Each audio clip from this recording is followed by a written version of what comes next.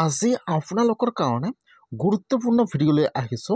সেইটো ভিডিঅ' হ'ল NRCৰ যদি আপোনালোকে অসমৰ নাগৰিক হয় তেনেহ'লে কিন্তু এতিয়া আপোনালোকে NRC লিষ্টটো চেক কৰিব লাগিব যে আপোনালোকৰ নামটো একচেপ্ট হৈছে নে হোৱা নাই। এতিয়া যিহেতু অসমত SIৰ কাম আৰম্ভ হৈ যাব, তাত কিন্তু আপোনালোকৰ NRCৰ ফাইনেল লিষ্টটো দেখুৱাব লাগিব। কেনেকৈ আপোনালোকে NRCৰ লিষ্টটো চেক কৰিব যে আপোনাৰ নামটো একচেপ্ট হৈছে নে হোৱা নাই, বা কেনেকৈ লিষ্টটো এতিয়া আপোনালোকে ডাউনলোড কৰিব। আৰু যদি আপোনালোকৰ নাম লিষ্টত অহা নাই বা আপোনালোকৰ নাম লিষ্টত আছে আৰু তাত লিখা আছে ৰিজেক্টেড, এতিয়া আপোনালোকে কি কৰিব লাগিব মই আজি এইটো ভিডিঅ'ত NRCৰ সম্পূৰ্ণ প্ৰচেছ ষ্টেপ বাই ষ্টেপ জনাই দি আছোঁ। জানিবলৈ হ'লে ভিডিঅ'টো সম্পূৰ্ণকৈ চাই ল'ব, স্কিপ নকৰাকৈ। আৰু যদি আপোনালোকে মোৰ চেনেলত নিউ হয়, মোৰ চেনেলটো ছাবস্ক্ৰাইব কৰি ৰাখি দিব। আপোনালোকে ফাৰ্ষ্ট চাই লওক যে কেনেকৈ আপোনালোকে NRCৰ ফাইনেল লিষ্টটো চেক কৰিব লাগিব। এতিয়া আপোনালোকে ফাৰ্ষ্ট আপোনাৰ মোবাইলৰ যিকোনো এটা ব্ৰাউজাৰ অ'পেন কৰি ল'ব। আপোনালোকে ইয়াত লিখিব NRC ফাইনেল লিষ্ট লিখি চাৰ্চ কৰি দিব। ইয়াত যিটো 1 নম্বৰত লিংক আহি যাব ফাইনেল NRC, এতিয়া আপোনালোকে সেইটো অপশ্যনৰ ওপৰত ক্লিক কৰিব। এতিয়া কিন্তু আপোনাৰ ওচৰত এতিয়া আৰু এটা নিউ পেজ অ'পেন হৈ যাব এনেকুৱাকৈ।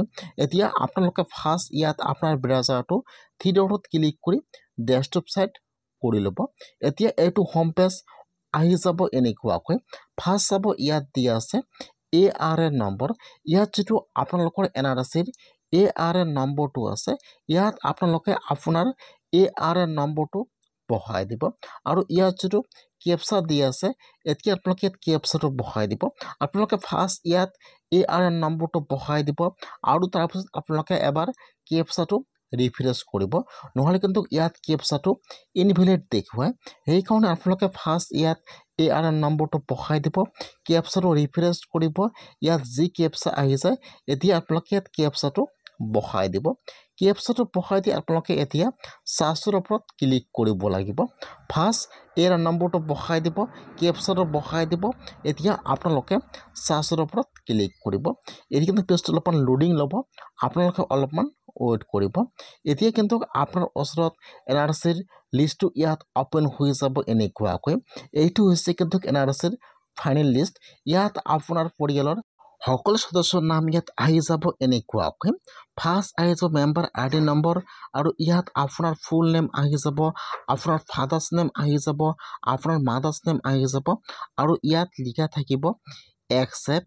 যিসকলৰ নাম ইয়াত লিখা আছে একচেপ্ট, সেইসকলৰ নাম কিন্তু ভেৰিফাই হৈ গৈছে, সেইসকলৰ নাম NRC লিষ্টত উঠিছে, আৰু সেইসকলৰ একো চিন্তা কৰিব নালাগে। আৰু যদি আপোনাৰ পৰিয়ালৰ নাম ইয়াত এনেকুৱাকৈ শ্ব' কৰা নাই, অথবা আপোনালোকৰ নাম লিষ্টত আহিছে, ইয়াত লিখা আছে ৰিজেক্টেড, এতিয়া আপোনালোকে কেনেকৈ এপ্ৰুভ কৰিব লাগিব জানি লওক। যদি আপোনালোকে চাৰ্চ কৰে ইয়াত আপোনালোকৰ বা আপোনাৰ পৰিয়ালৰ সদস্যৰ নামবিলাক নাহে, অথবা যদি নাম আহিছে আৰু ইয়াত লিখা আছে ৰিজেক্টেড, তেনেহ'লে কিন্তু আপোনালোকৰ নামটো NRCৰ পৰা ৰিজেক্ট হৈ গৈছে। এতিয়া যদি আপোনালোকৰ নামটো ৰিজেক্ট হৈছে অথবা আপোনালোকৰ ইয়াত লিষ্টত নাম অহা নাই, এতিয়া আপোনালোকে কি কৰিব লাগিব, কি কৰিলে আপোনালোকৰ নামটো এপ্ৰুভ কৰিব জানি লওক। যিহেতু অসমত এতিয়া বৰ্তমান NRCৰ কাম বন্ধ হৈ আছে, সেইকাৰণে কিন্তু আপোনালোকে এতিয়া যদি আপোনালোকৰ নামটো ৰিজেক্ট হৈছে অথবা আপোনালোকৰ নামটো লিষ্টত অহা নাই, এতিয়া কিন্তু আপোনালোকে আপোনালোকৰ নামটো এপ্ৰুভ কৰিব নোৱাৰিব। সেইকাৰণে এতিয়া আপোনালোকে অলপমান ৱেইট কৰিব লাগিব। যেতিয়া NRCৰ কাম আৰম্ভ হৈ যাব, তাৰপিছত আপোনালোকে আপোনালোকৰ নামটো এপ্ৰুভ কৰিব পাৰিব।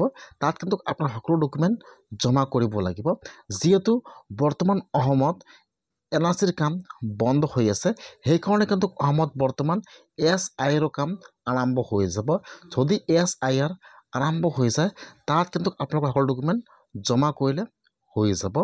এতিয়া যিহেতু অসমত এই মাহৰ ভিতৰতে SIR আৰম্ভ হৈ যাব, যিহেতু অসমত ভোটাৰ ID কাৰ্ডৰ ভেৰিফাইৰ কাম আৰম্ভ হৈ যাব, সেইটো হ'লে কিন্তু হৈ যাব আৰু আপোনালোকৰ NRC নালাগে। এতিয়া কিন্তু এই মাহৰ ভিতৰতে SIৰ কাম আৰম্ভ হৈ যাব, তাত কিন্তু আপোনালোকৰ সকলো ডকুমেণ্ট জমা কৰিব লাগিব এই মাহৰ ভিতৰতে কিন্তু SIR আৰম্ভ হৈ যাব তাত আপোনালোকৰ 2005 চনৰ ভোটাৰ লিষ্ট লাগিব আপুনি পাছ লাগিব আৰু আপোনাৰ ইয়াত তাত বহুতো ডকুমেণ্ট জমা কৰিব লাগিব সেইকাৰণে যদি আপোনালোকৰ নামটো নাৰ্চিত অহা নাই বা ৰিজেক্ট হৈছে আপোনালোকে একো চিন্তা কৰিব নালাগে অসমত SIR কাম আৰম্ভ হৈ যাব এই মাহৰ ভিতৰতে তাত হ'লে হৈ যাব